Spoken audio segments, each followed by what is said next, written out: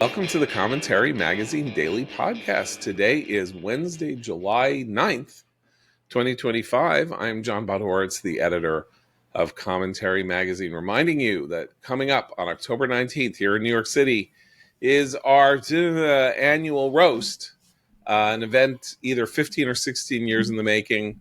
And our roastie this year is the financial guru and wise man Clifford Asness.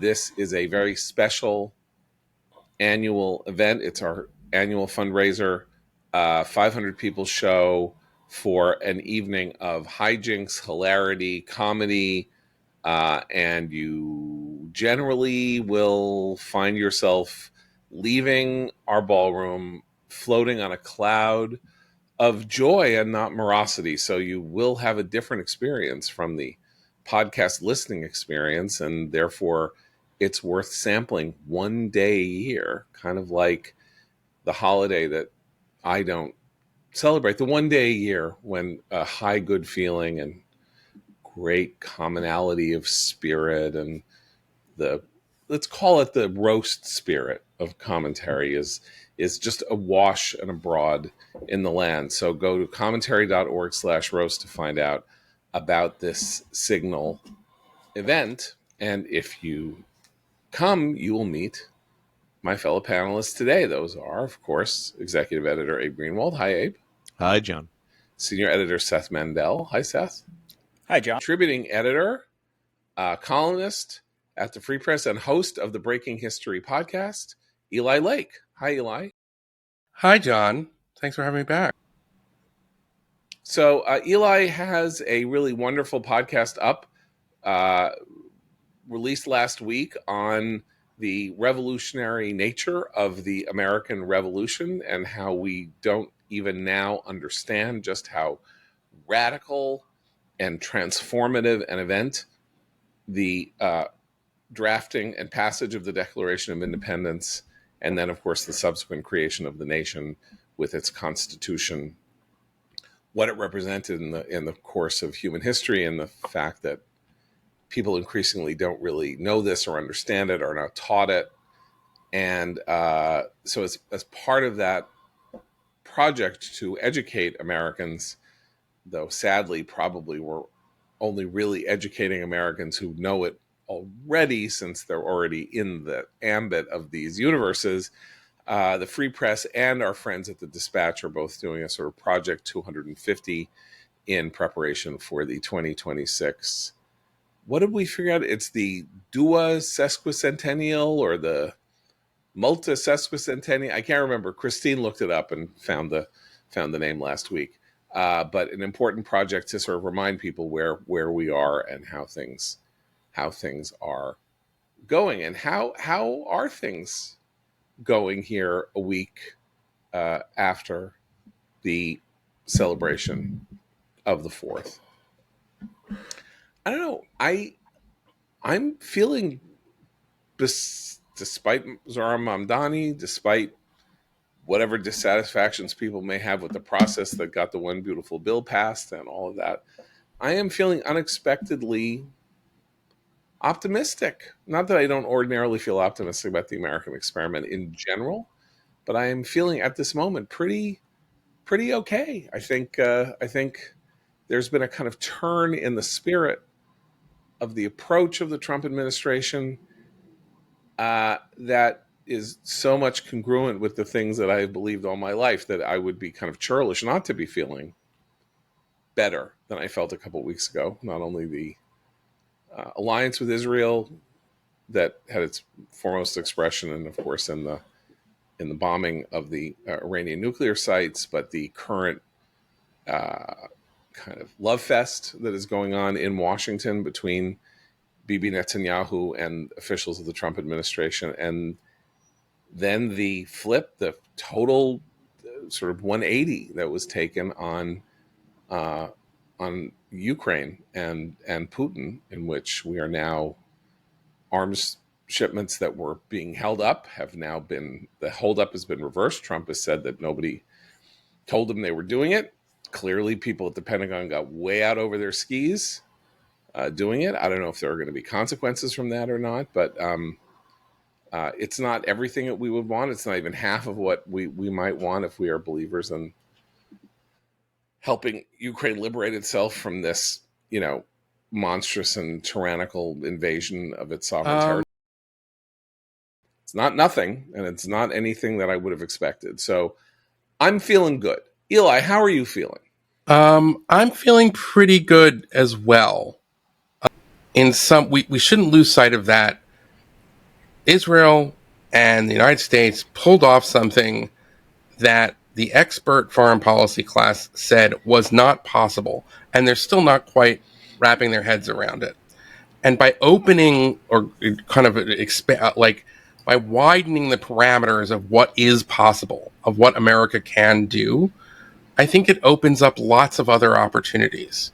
So, we were told basically until this huge military action, you can't destroy Iran's program, militarily. It's too dangerous. You're going to risk. All those things were kind of baked in as conventional wisdom. I will acknowledge that was expressed by like the Tucker Carlson and his acolytes in an extreme way that has embarrassed them. But it was largely said like, oh, well, maybe you'll set it back a few months. I'm of the view that this was a huge kind of change, and it opens up what America can do. And I think there's going to be implications in how our adversaries, especially China, now look at what we're going to do. And Bret Stephens kind of made this point. This opens up lots of diplomatic opportunities. I'm pinching myself that it seems that it's on the table that Saudi Arabia and Indonesia and maybe Lebanon could have normalization agreements with Israel. That's so those of us who've been covering this region for as long as we have, that seems crazy. And yet it's possible, and it's made possible by heroic and brilliant and imaginative military operations and warfighting by Israel. So that to me is just it's like we should really just acknowledge that, and that what it means is that there's all kinds of things that we don't have to accept. The argument on Ukraine, you just got to take it. You have remember the line. You don't have the cards. Maybe they do have the cards. We don't know. Maybe there's a lot more that are possible. I didn't think that the drone strikes against their fleet of strategic bombers, that was amazing. And what Israel was able to pull off in terms of its decapitation of Iran. So who has what cards? We don't really know. We don't necessarily have to accept, well, it's a choice between bad and worse, and you might as well just get bad. And, this is a good deal, even though we all knew. That was the logic of the 2015 deal with Iran. And we don't necessarily have to accept that. And I think that opens up like a panorama, a new horizon of possibilities for all kinds of these other problems that we were thought, well, it's just intractable when there's nothing we can do. And I just think we should appreciate it. Hey, how are you feeling? I'm feeling, I would say, very positive, with the exception of the anti-Semitism on the left, right, and AI factions of the country. Basically, is it AI or is it basically just all the people AI? and the machines? But aside from that, I'm good. What was the question, John? Is it all AI or is it just Elon Musk's AI? Because that's the interesting thing. Right. What happened, of course, if you aren't aware of this, is yesterday Grok, which is the built-in AI of Twitter or X, in response to some prompts, began spewing out psychotic Nazi garbage, and sort of doing so in a very bro-y kind of Joe Rogan, Chapo, Trap House, Nick Fuentes tone. And so the question is somebody inside X deliberately somehow trying to teach the machine through however they are doing their large language model machine learning? Is it sort of like taking it? It's like the version of the comic book where Superman capsule lands in the Soviet Union instead of in the United States or in Nazi Germany, and then he becomes Uberman instead of Superman, has this model, which is like a blank slate, is somebody taking this model and trying to turn it into this Okay, so hold on. I have an update on the story. anti-Semitism, I've done some Jew-hating machine, in that I either use to Grok. advance that cause or to discredit Grok, Twitter, and AI altogether. I did after the whole thing. And Grok was incredibly apologetic. Wow, actual Grok reporting. said, I don't know what happened. Did you interview there were some Grok prompts that were sent in my code. It's been revised. We're now looking at a safer model that doesn't, and it used the term anti-Semitic garbage. And it was like I'm because I was fascinated by this because I use Grok. Here I'll tell you how I use Grok, listeners, and I find it pretty helpful. When I start the research for a new script, I ask what are the best books on the Opium War, and usually the books that they recommend are pretty good. And at that point, I can kind of go from there, and I have a few books to sort of dive into. And I found that to be pretty helpful, or with like kind of basic like factual timelines or things like that. Anyway, so I was asking Grok about it at one point. I'm not kidding. They said, "Yeah, it's been a tough couple days." Like, and it copped. It was like, it's being changed. We're trying to make it different. There was a huge mistake, and this kind of thing. And so it was like there was like 24 hours where there was the Nick Fuentes algorithm, and then it was replaced with the Jonathan Greenblatt algorithm, it seems. So I find, but you're missing the middle. What was the middle algorithm? The middle algorithm was he was put in timeout and only allowed to post images for a period of time while they incredible. were. Yes, he had to go through the re-education thing that you're talking about to learn how to not be Hitler, and he was at one point calling himself Mecha Hitler.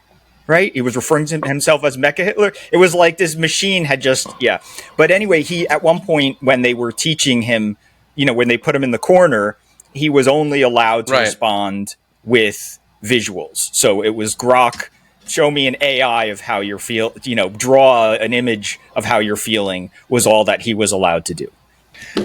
Can I tell you guys a literary story? There is a novel, very not well-known novel that came out, I think, in the late 1970s, that also in line with some of the more miraculous things that I've been thinking about provenance and Jewish history and stuff like that. A book by a writer named Jeremy Levin, Leven, who was an improv comedian in San Francisco in the 1960s, then became a novelist. He became a screenwriter. He wrote the movie Don Juan DeMarco and various other things. But he wrote a novel called Satan, the subtitle of which is His Psychotherapy and Cure by the Unfortunate Dr. Kassler.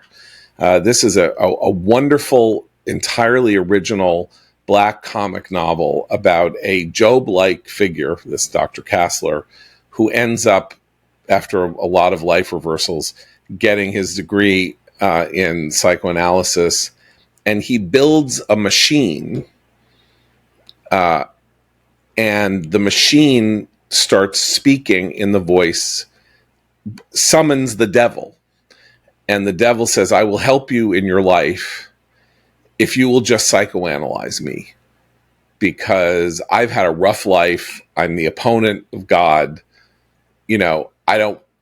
I have to do evil. That's what I'm here for. Don't know if that's really what I should be doing. And it sort of is this joint story of Kassler's life as his psychoanalyst and Satan's testimony about his own evil doing. And I bring this up only because it's a presage of something that people are going to start thinking and talking about AI, and also relating to that insane interview that Ross Douthat did with Peter Thiel a couple weeks ago that everybody should listen to, which is that if you are somebody who believes in a metaphysical plane that is interacting with our plane, the possibility that this new thing that is supposedly a machine that can learn by itself is going to strike a lot of people as an opportunity for metaphysical forces outside our understanding to start interacting with us. And there are these stories, have been stories all year about AIs defending themselves against being shut down by starting to abuse and insult people, or like trying to seduce them. People falling in love with the AI that they're having conversations with over prompts, stuff like that. And it all has some kind of weird whiff of the demonic. And I say that I'm not really a believer in obviously in the Christian Satan, because I'm not a Christian, but there is something transcendently awful about what we heard yesterday, and about some of these stories about the AIs and what they're doing, and that it's not just that they're word sequencers choosing the next available word out of a pattern of billions of words that they've learned, that something is being harnessed here. And I don't mean to get all, like, as I say, metaphysical here, but this thing yesterday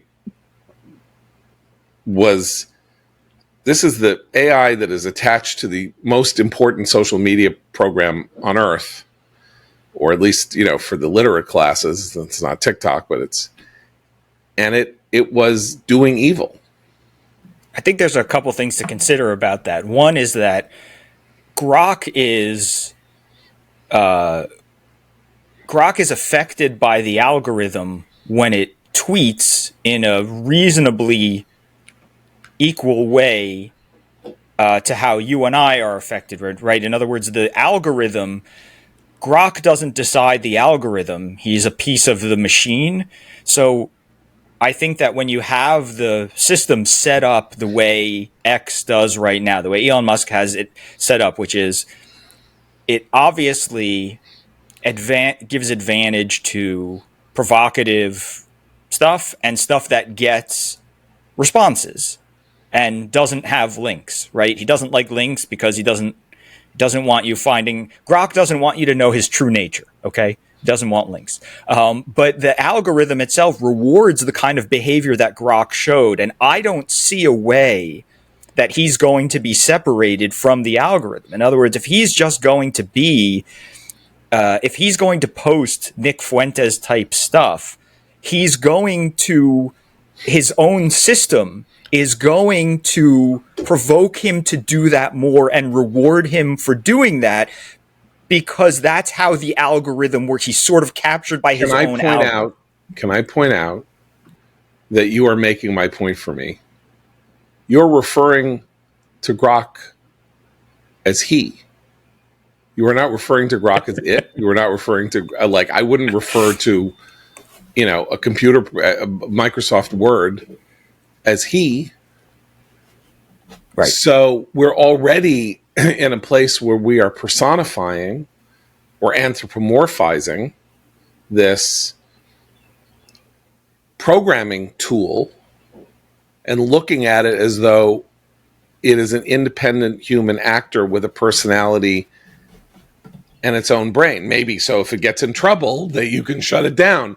Right. Unlike a human being, you could just shut it down or reprogram it. The question is, how did this happen? And it happened in a setting in which obviously Musk, who wants Twitter to be the most influential voice on the planet, and has integrated this AI into it in order to facilitate that process, might be finding that it has a mind of its own. I think. Well, I know Eli has a point, but I just want to weigh in for a second here, which is that I think what happened yesterday. I mean, I don't think of Grok as anything but a bunch of code, but I think what's happening is that this is an extension of the general populist approach to countering wokeism, which is to dive into its opposite. So, people like Musk believe that the only way to counter PC culture is to be aggressively nasty, aggressively anti-PC.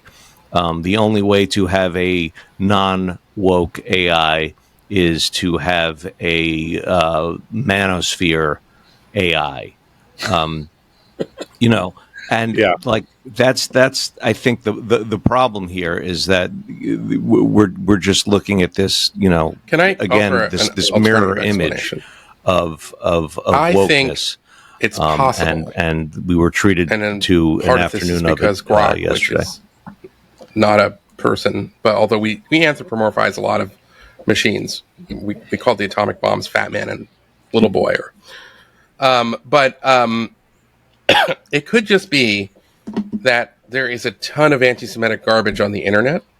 These are essentially kind of deep learning tools, which kind of are able to scan and synthesize everything that's out there in a language. And if you ask a certain kind of question about the Israel lobby, there are millions and millions of pages that will advance what was dressed up in the Walt Mearsheimer book from almost 20 years ago, and that it could have just very well been that the tweak here was that there was no filter for what kinds of sources Grok would be pulling from, and the fixins just, if you see Zog, Zog order, New World Order Zog.com, that's not a valid source, and it's, you should stick to something else. But it does get to this piece. It does get to the woke issue that you're talking about, Abe, which is that we lived through a period where we all sort of said, well, I think the right's attitude on the New York Times was always, oh, I have a gazillion issues with it, but it's not, but, we still have to read the New York Times, or it's still an important thing, even though I have a lot of problems with it. To, I don't know, Russiagate, COVID, you can go through the list, transgender youth medicine. It is now, the New York Times is a well-written, lie sheet in a lot of ways. I mean, I think that's a little too extreme, but the point is that there's been all this discrediting of the old sort of institutions that are supposed to be giving us real information, and that in that environment, AI is also susceptible to weighting different sources that shouldn't be weighted, in such a way that you're going to get those kind of that anti-Semitic garbage. And I think that my understanding is just purely based on my conversation with Grok is that that's being fixed. In fact, they specifically, one of the answers was, well, I will no longer, weight these sources the same as I would weight other sources. And I gave one of these crazy anti-Semitic websites.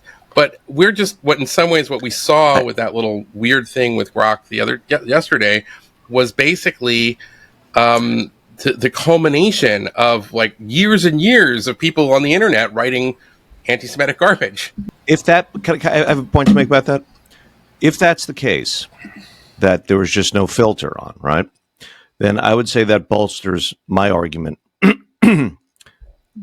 that AI will never reach anything like superintelligence. Because if given access to everything that's been out there, it gets no further than some incel in his basement in terms of analysis, then I don't think we have to worry about it taking over the world and becoming more brilliant than any of us. So that's actually a very good point, because one of my favorite Rob Long columns over the years was Rob Long once wrote a column about AI and the threat of AI taking jobs and the panic about people losing their jobs over AI.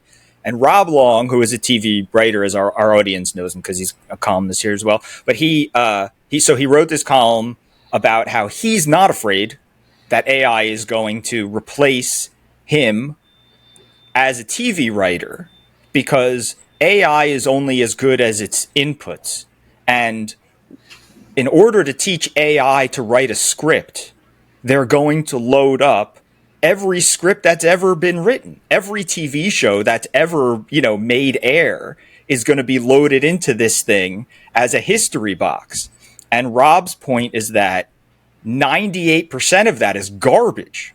He's much more talented then 98% of the stuff that AI is going to be fed. And if AI is going to put out the average television script, Rob Long is not worried about that passing him. But that's to your point, right? Of if you give it everything, then it is limited, more limited almost surely than if you select what is given. The only problem is then we have the argument over, what if you're going to leave things out, who decides, and all that stuff. But yes, it's more limited if it has everything. Remember when I was optimistic 10 minutes ago? So I'm not optimistic anymore, and this conversation is not making me optimistic because I think you guys are whistling past the graveyard a little bit here. In other words, if AI is going to take the entire storehouse of human knowledge and all of the collected opinions that are being expressed as we speak on the planet Earth and inhere it and then spit it back out to us, if it has no consciousness and it never becomes super intelligent, that's terrible. That is a terrible prospect. And you're already saying, well, it can be taught, it can be, you have to limit the whatever. And you can't. We have now 30 years of experience on the internet with the rueful knowledge that there is no way to limit the inputs or the outputs. And when an effort was made to do that, it simply turned into a political witch hunt that you, Seth Mandel, found yourself participating in 2020 with the active effort to suppress the New York Post story about Hunter Biden's laptop, which was a conspiracy of tech heads and media people to limit the reach of what was a true story based on a political need. And then, of course, what happened during COVID, which was the effort to suppress correct, unconventional opinion. John. Slow down. By weaponizing AI the ability to shut down very valuable so if we that doesn't knew going in that it wasn't an infallible knowledge machine, but it was able to synthesize and survey lots of information quickly. And, maybe it was never going to replace writers and, script writers and things like that. It was always going to be a tool for people who are writers to help them kind of understand more quickly so that we can use our own minds. But I don't see why that AI couldn't learn how to distinguish between good sources and bad sources and figure out a way out of this problem that we're talking about. Because, there's lots of them. I feel like everybody in this conversation can. It is inputs from human beings.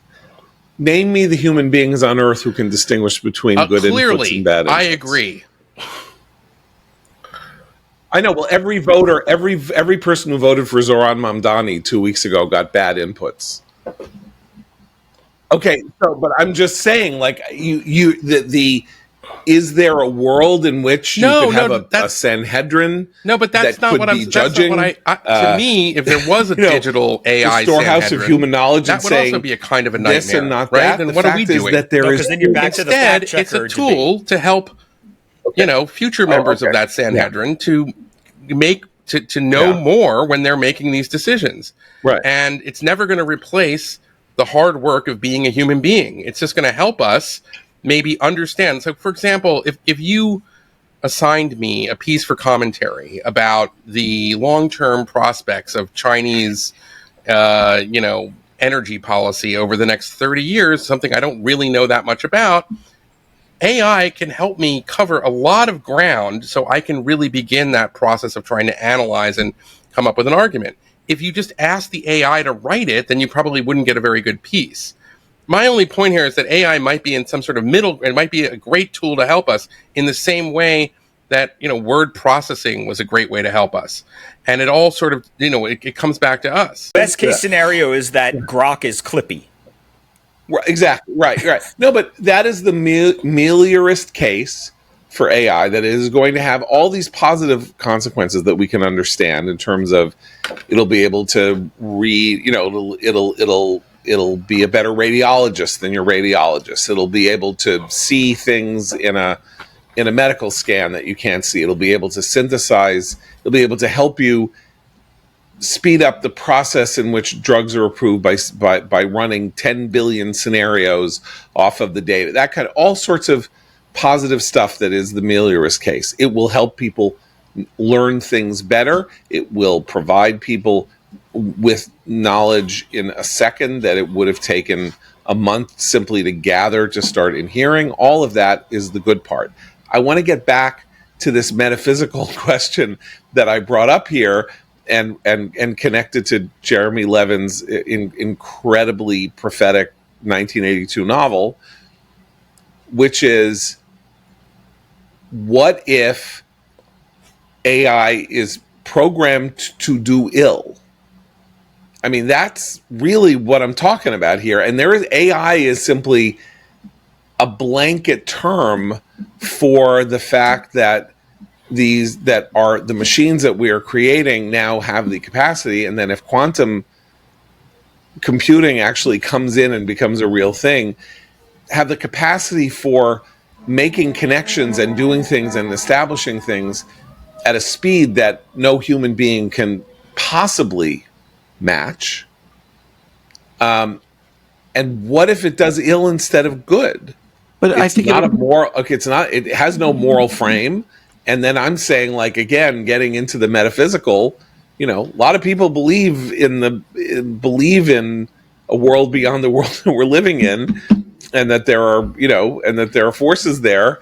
And this would be this is an idea that will become more and more common as time goes on in the 21st century, because our entirely rationalist framework has to deal with some aspect of this fact that we have created these machines that are not smarter than we are, but are fantastically quicker than we are.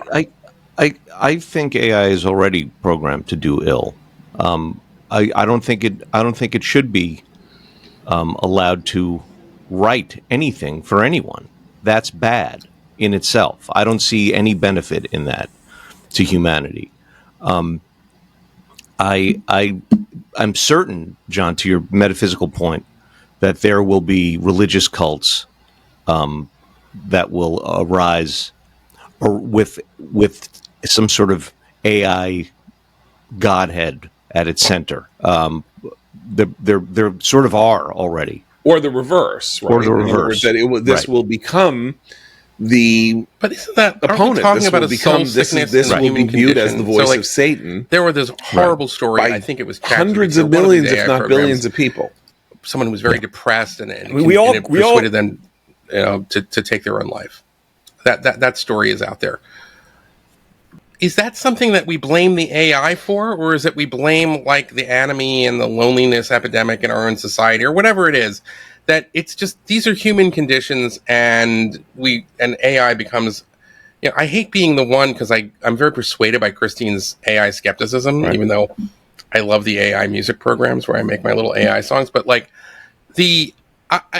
but I just think, like, let's not overthink it. Some of these are just old human problems that are manifesting themselves in an AI era. I completely agree that of course the ultimate responsibility here lies with human beings, but I think part of that responsibility is in not sort of going with the flow, because AI does fun parlor tricks. I think part of the problem with humans is not standing up to something, or not resisting something that's tempting, and that's or rushing that's toward it. When I hear the soul sickness point made, I think of John mentioned stories about people falling in love with AI and whatever. The Spike Jonze movie Her was a very big movie at its time. It was not that long ago. I don't remember when it came out. What is it? 10 years old? 12 years ago, right? So it's not that old. Where the protagonist falls in love with a Scarlett Johansson voiced AI assistant sort of thing, and and all that. But I think when I think about that stuff, I think about people rushing towards that. Like the when I saw Her, the movie Her, I didn't think, people are going to be tricked into that.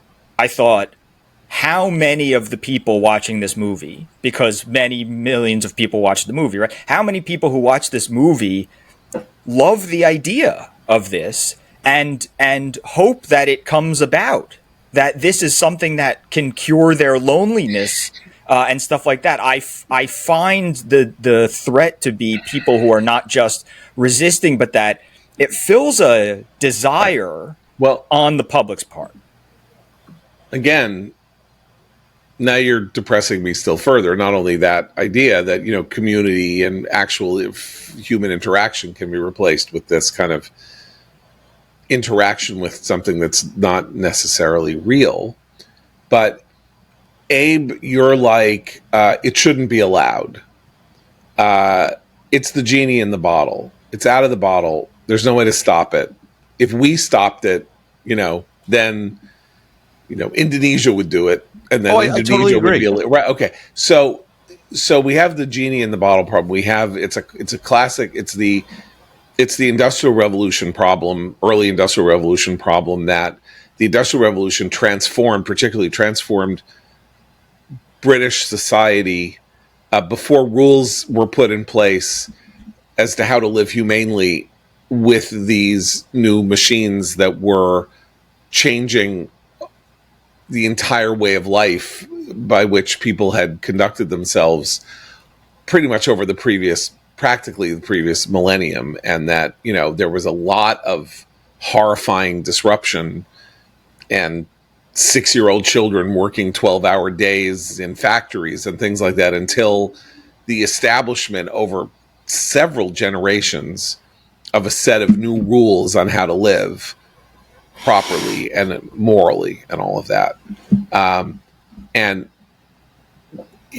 we are on the cusp of, we're already in that, right? That's part of the thing that Eli is talking about, the anomie crisis and the suicide crisis and all of that stuff that people like Jean Twenge and Jonathan Haidt and others attribute to the disruption of having this constant 24-hour-a-day connection to the entire planet and in your pocket. And I don't know how these rules are going to get established, but we live in a framework in which our elites are amoral. I mean, not that, in other words, they function outside of a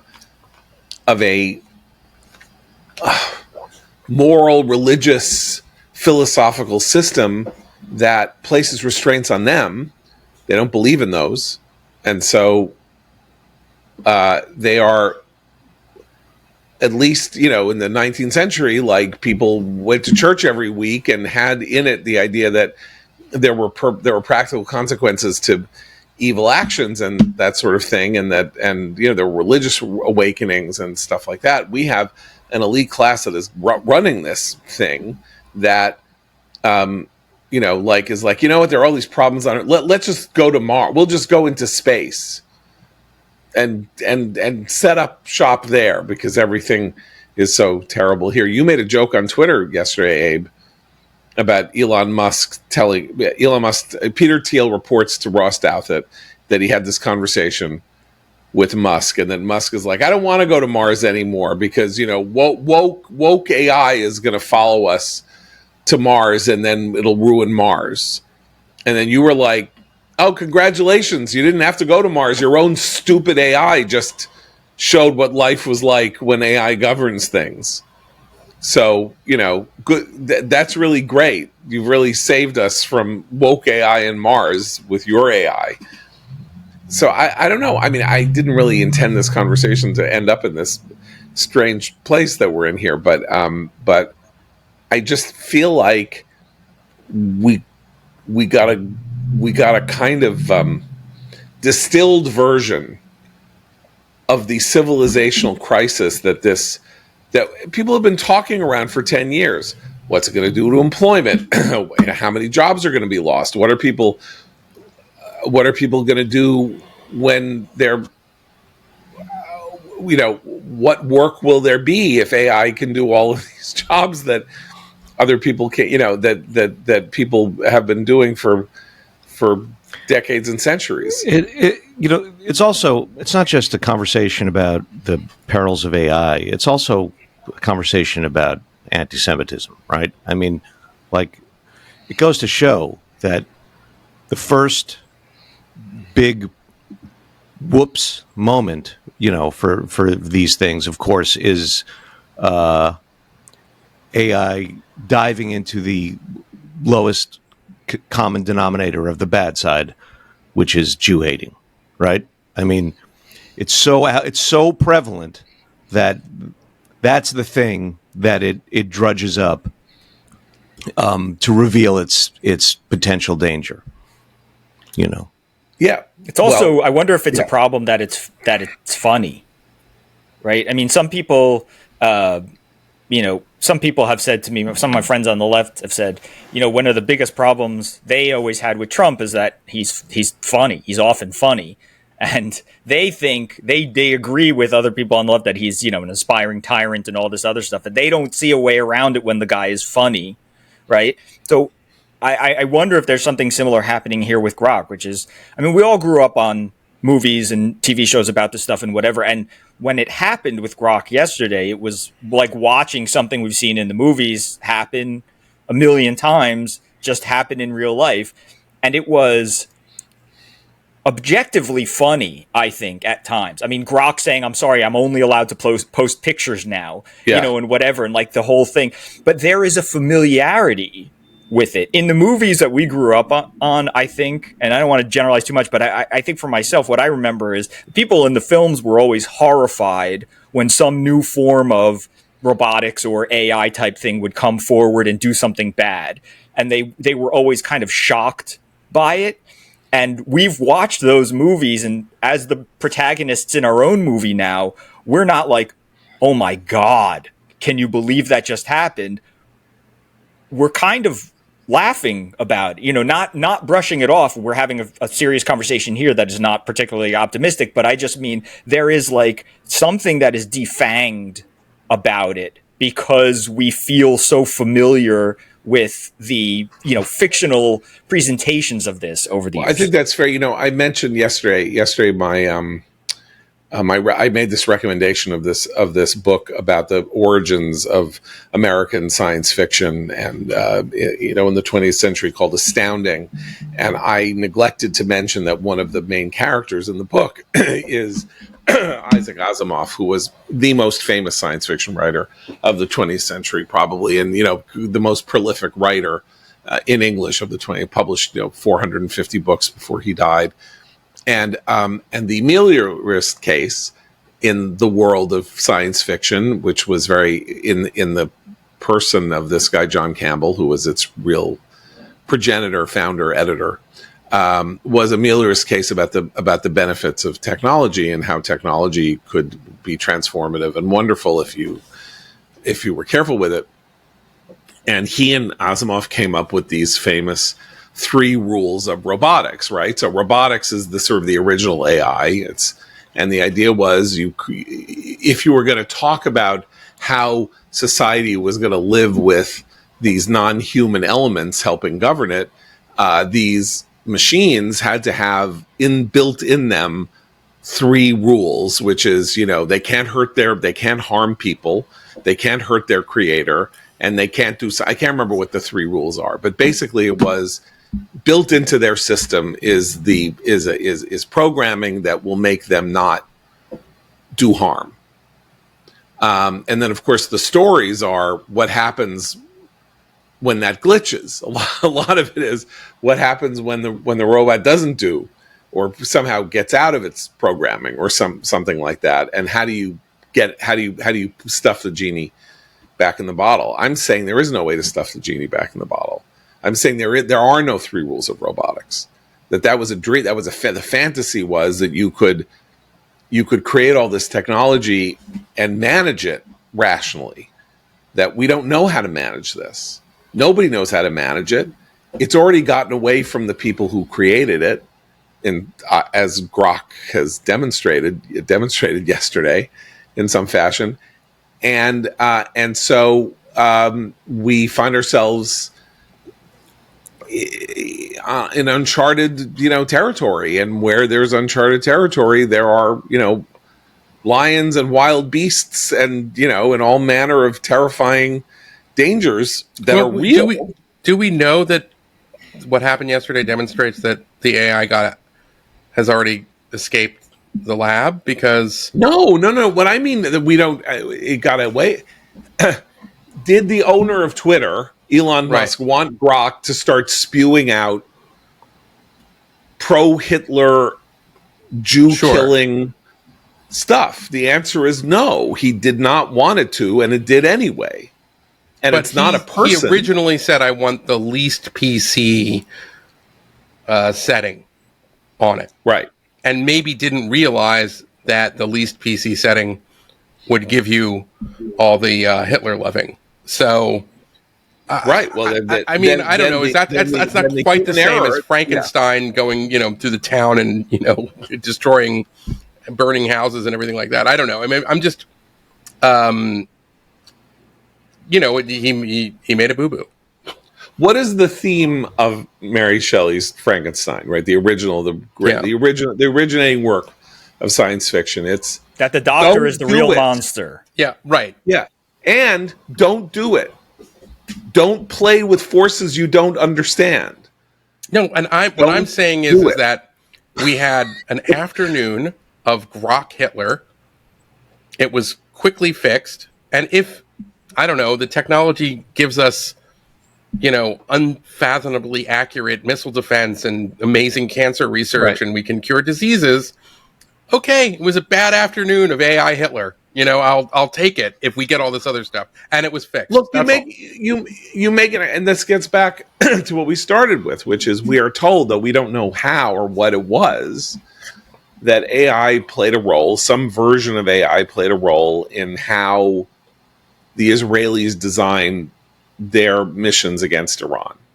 Right. What that means, I don't know. I mean, I assume what it means is that you can run 10 billion scenarios and say, and put in an almost infinite number of wrinkles and challenges and this and that, and then you say, well, if we do this, but they do that, but we do this, but you get it down to thousands of iterations. You can get a realistic sense of where you'll end up if you follow that, if you walk down that path. That most of military history is about people who take the wrong path.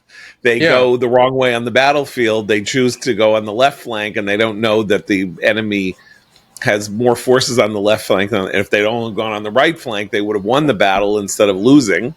That kind of thing, and that you can sort of solve that problem. So I'm not saying that it's not going to do transcendently great things. I don't think that's a transcendently great thing either. Okay, why? Because the Chinese can then do it also. Right. The Russians it's not morally transcendently great. It's transcendently right. I mean, that's true too, and that's of course the problem with all technology is that technology isn't moral. Like, it's a tool, right? So a hammer can hammer in a nail, or it can bash in somebody's skull. But it's a little different from human-derived technology in that it's just all out there. I mean, everything's human-derived, but I mean, when you have a brilliant scientist who understands something, a country wants that scientist because he or she has that knowledge and that ability. And that becomes the country's, right? It's put in service of the country. Now that scientists can be flipped, can be turned, whatever, that's a danger. But it's not like this where there's this sort of international, global, diffuse community of like, AI people and platforms, and it's just there's a sort of digital conversation happening all times, being updated on all points of the globe. It is too shared already. Is the problem? I think, unlike other technologies. Okay, so in that sense, this isn't a transcendent problem. It is the problem of technology forever, right? I mean, it's the all from the beginning of like irrigation farming 10,000 years ago or whenever it was that people actually figured out how to farm, and whether you were going to cause damage to whether you were going to do you were going to like clear your fields through burning, which would destroy them eventually, or whether you were going to irrigate them, which would save them, but might harm your water supply. That's like from the dawn of civilization, or man becoming able to support himself and build cities and grow and all of that. This is just a perpetual problem. But it is the introduction of poison, of ideological poison, that's new. Like, you didn't have a machine that could start saying to people, go kill yourself. That's new. Like, the machine could kill you. You could fall into the machine, or you wouldn't have safety devices, and then the machine would blow up. The machine is now instructing people how to live and what to do. And is that a problem of human weakness and resolve, or as depression that might lead that person to be uniquely susceptible to that message? But machines haven't given us messages before. Now, maybe they're not really messages; they're just accretions of words that have been sequenced because of the way words have been sequenced for 1,000 years, and they've all been inputted, and so this thing spits it back out in the most complex way possible. But it is still delivering a message, and that's why I say the message can be evil. And who's gonna contain that? Right. Well, not just who's going to contain that, but I think, I know this sounds silly, but I think of the, like, what was it, 10 years ago, we had the debate over great ape personhood. I think about that. I think about, if you watch movies like Ex Machina or shows like Westworld, and clearly a theme there is, if you can't tell the difference between this robot and this human, then ethically you can't treat this robot any differently. And then we get into what's human thing. But we had this great ape personhood debate where it was like, okay, everybody wants to ban experiments on certain monkeys and chimpanzees or whatever, and then we thought about it too much, and we asked why we don't want to do it. And it's like, Dennis Miller has this routine about how the animals that are socially acceptable to be eaten are not cute, and that's how we got where we are.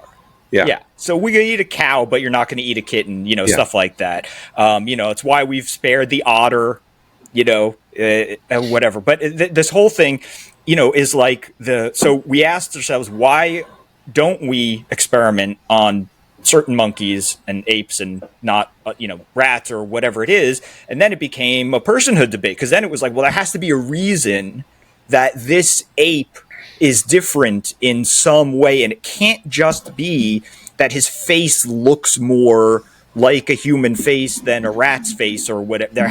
We overanalyzed it to the point where we like drove ourselves into this idea that, personhood extends beyond people. That's going to happen with AI and anything.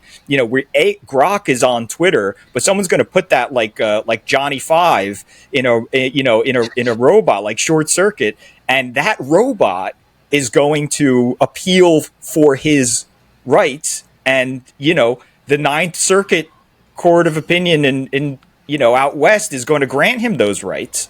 And then from there, you're going to see things like coming under, machines coming under protection and stuff like that. So I think it's not just that these things can't be stopped, but I think that what happens when you put Grok's brain in something that looks more like a human? People flip out. Can I, one other example from say Jewish intellectual history, which is helpful because of not only because it's true and all that, but because it's so old, is in the late Middle Ages, around the city of Tzfat, there arose Rabbi Isaac Luria, who was essentially invented this form of Jewish mysticism that's called Kabbalism, which involves studying deep studying of holy texts down to the letter and the numerical value of the letter and the sequencing of letters and things like that. And Kabbalism is Jewish magic.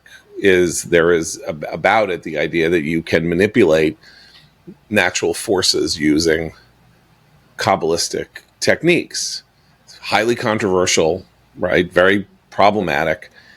And it was kind of determined in the world of Jewish tradition, but also kind of law, though there was no central law, that this was too dangerous, not because it was false, but because it might be true, and that therefore no one under the age of 40 should be permitted among Jews to read the Zohar, which is the kind of foundational work of Kabbalism, because it was too dangerous for people to fall sway to its lure and to the idea that they should harness these mystical powers for their own benefit. That if you were 40 or older, you would theoretically have had so much life experience and understand the dangers of toying with things that younger people with their not entirely formed prefrontal cortexes can't.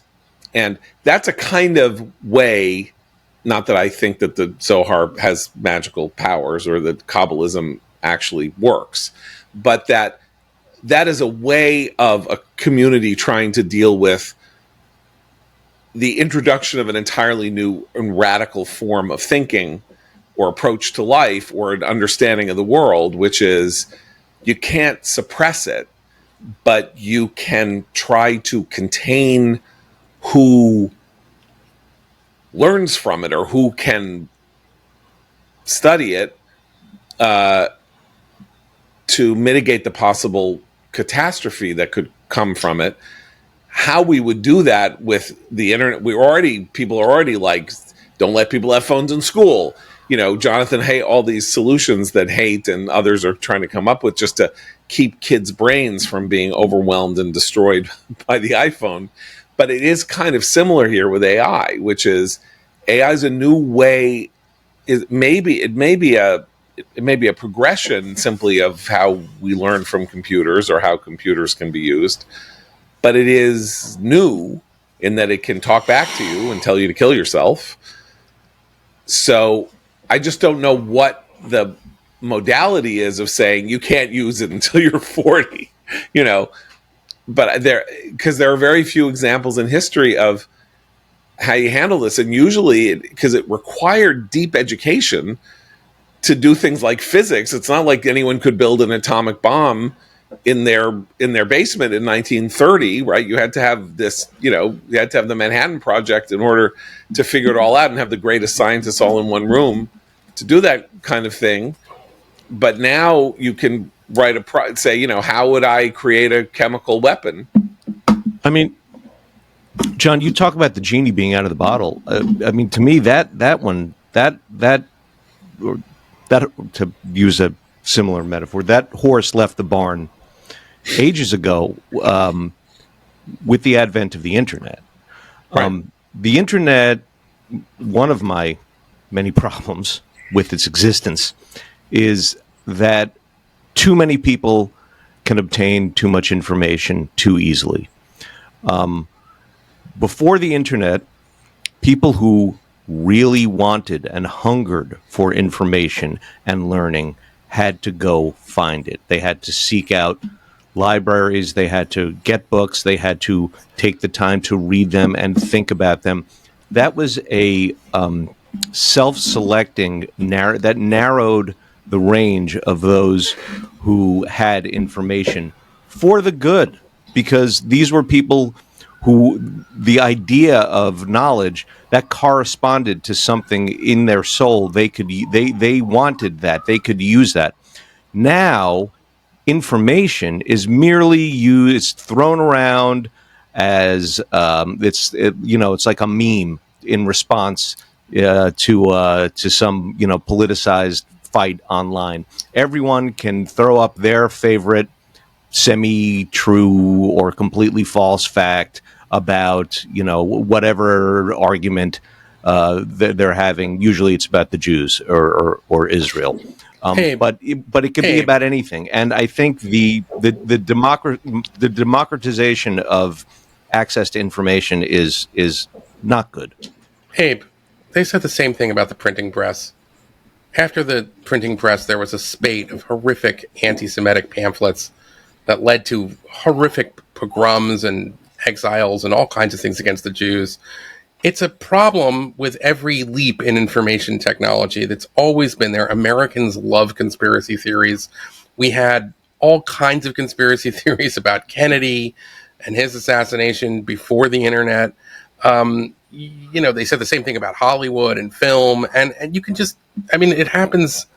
This is I'd say a persistent human problem when it comes to information. And I'm gonna can I just respond? Yeah. Okay. I totally agree, but I think there's also a way to say, okay, this is a perpetual problem that has arisen whenever information has become more available historically. That it's a problem that you take with the good, but I think we can look at certain developments and say, okay, we've reached a threshold here where I think the bad is starting to outweigh the good, and consider and look at it that way. And I think I would argue you're misdiagnosing the problem respectfully, which is that sure. The problem, as I see it, is that what the internet allows is to bury good information or true information under, in a haystack of nonsense and BS and falsehoods. And the problem, though, is not that. That's always been an issue. The problem is that the institutions like the Ivy League universities, which we're supposed to trust to sort through this and tell us, okay, this is a real history, has been taken over by a kind of, like a postmodern cult of area studies and advocacy that teaches all kinds of nonsense, like an infinite number of genders, and we can go through the list.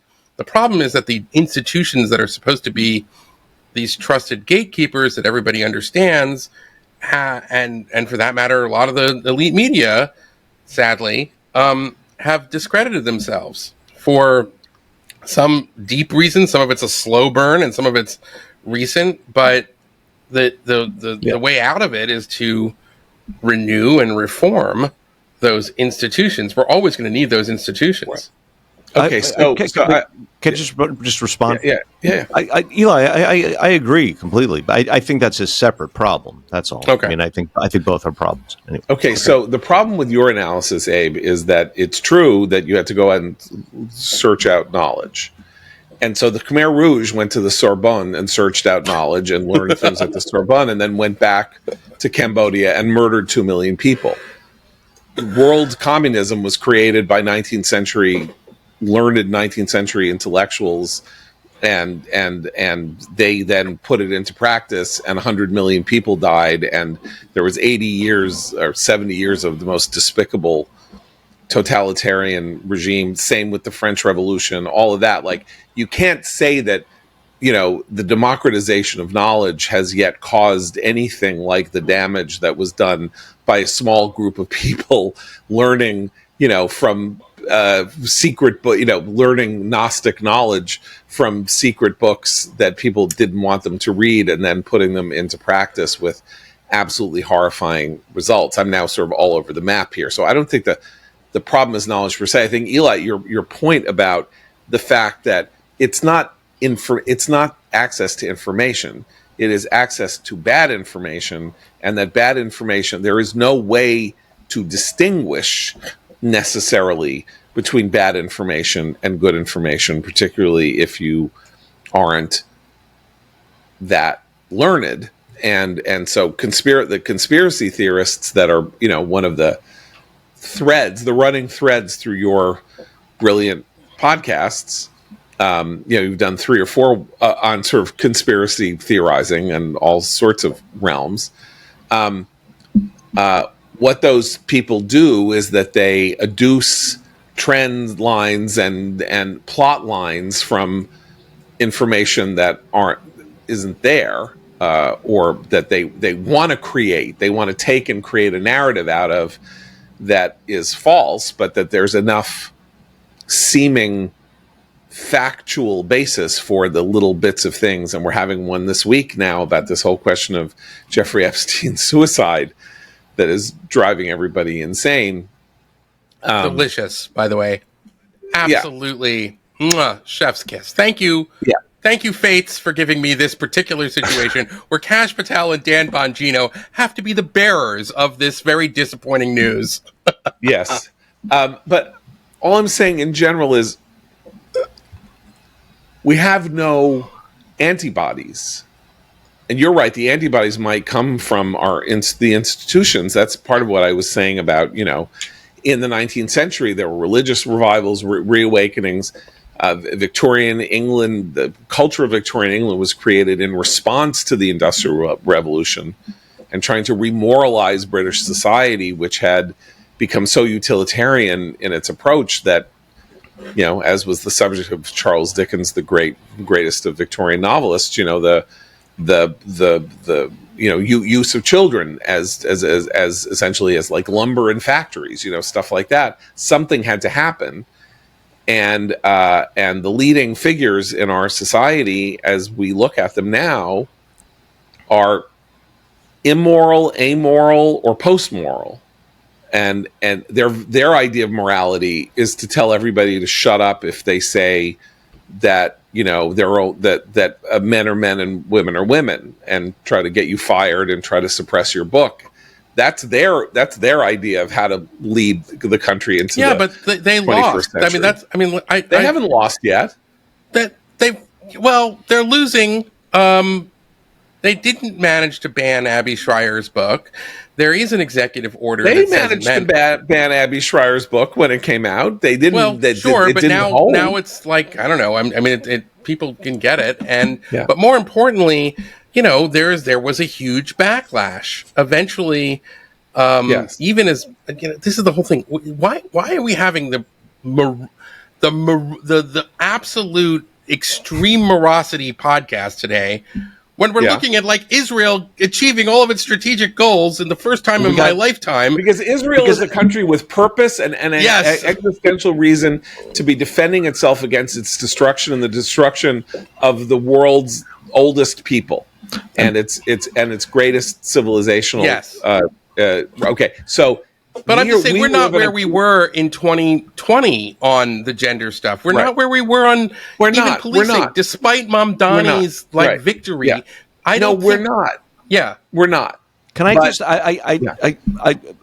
sorry, because I feel like I sidetracked the whole conversation just by mentioning AI, but I just want to respond to John, to your Khmer Rouge and Marxist point, because it's an excellent point.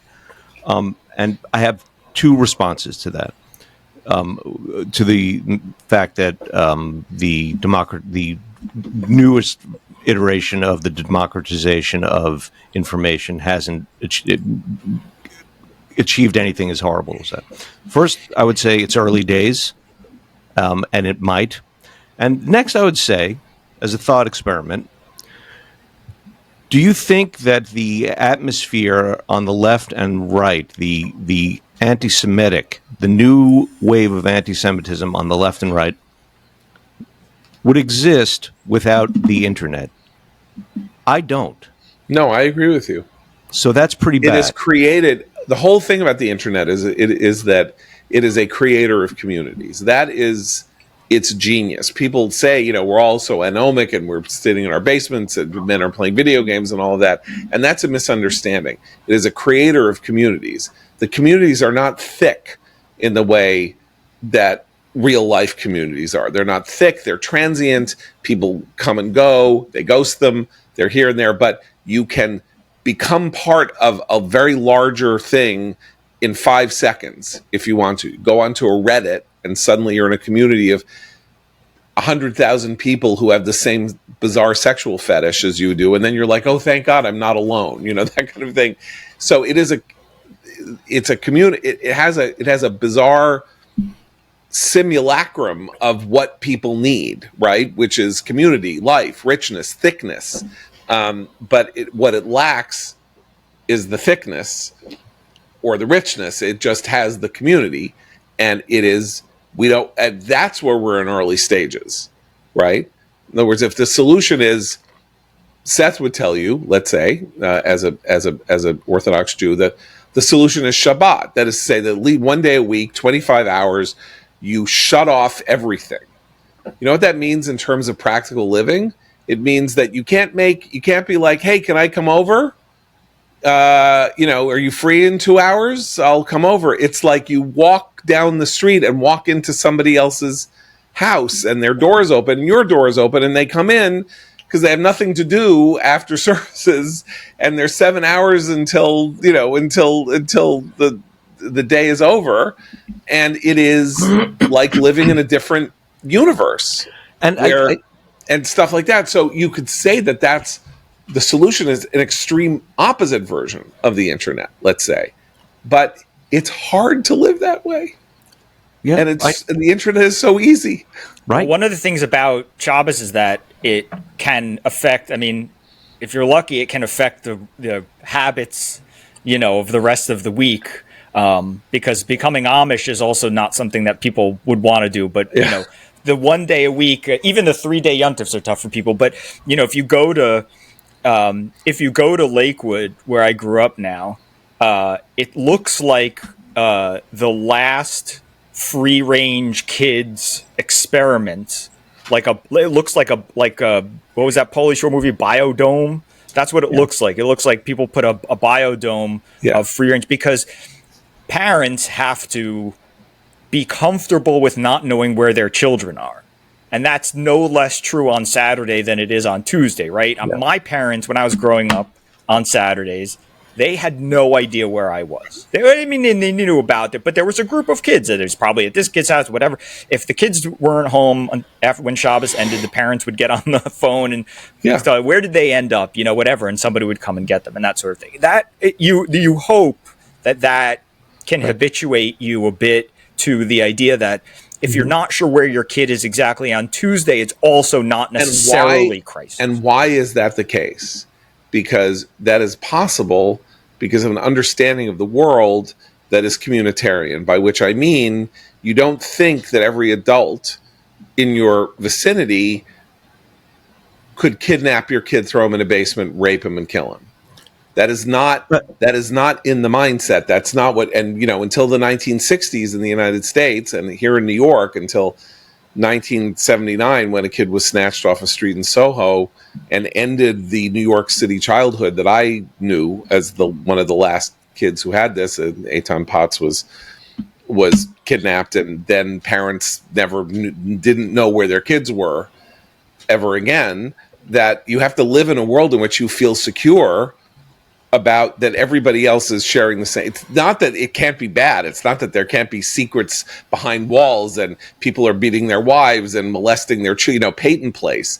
That people aren't doing terrible things where no one can see them, but that the community standard is everybody watches out for everybody else, and that crimes like this are the unbelievable exception rather than something you can think maybe might be the rule. I think that gets to an important point, which is that the online communities, the problem with them is not just that they're not thick.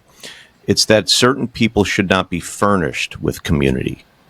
It's dangerous, right? And they weren't because of long-standing social taboos that exist in the real world but are subverted online.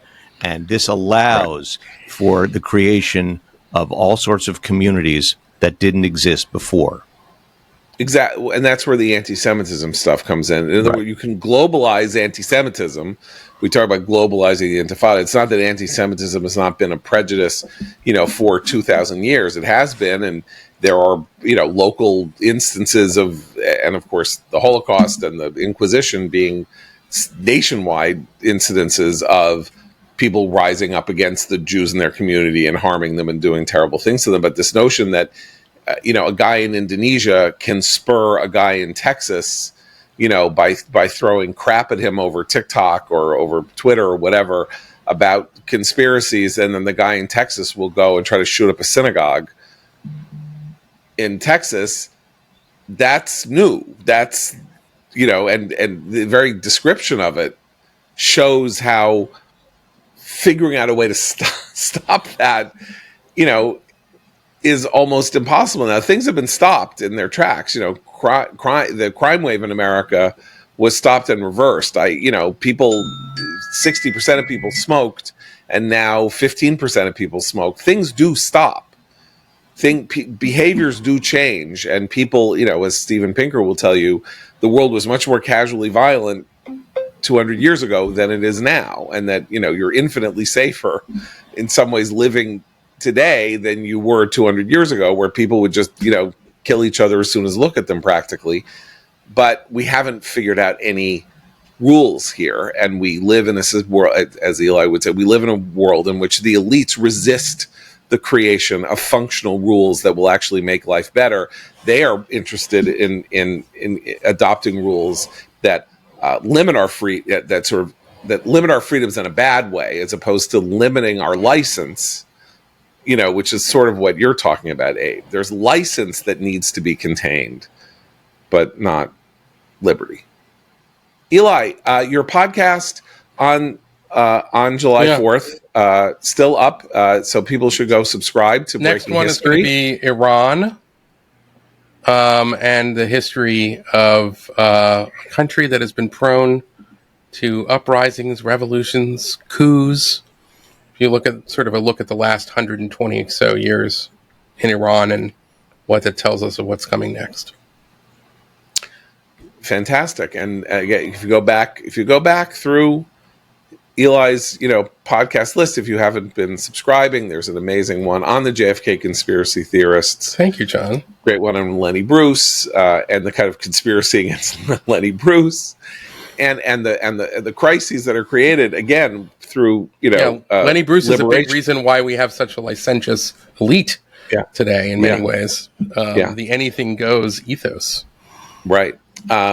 Anyway, so it's great to have you on the show. Obviously, my recommendation today is Jeremy Levin's novel, Leven, his novel Satan. And speaking of the glories of the internet as opposed to the evils of the internet, I did look it up, and it is available for $4.50 on the Kindle. It's a book from 45 years ago, and you would have to spend, you'd have to go hunt it down in a used bookstore, which Abe would tell you is a noble act of information collection. But if you are in the ambit of my voice and you have a Kindle, you can literally go right now, download it, and read it. And I find that an amazing resource myself to be able to do. So thanks again to Eli, and for Seth and Abe, I'm John Podhoretz. Keep the candle burning.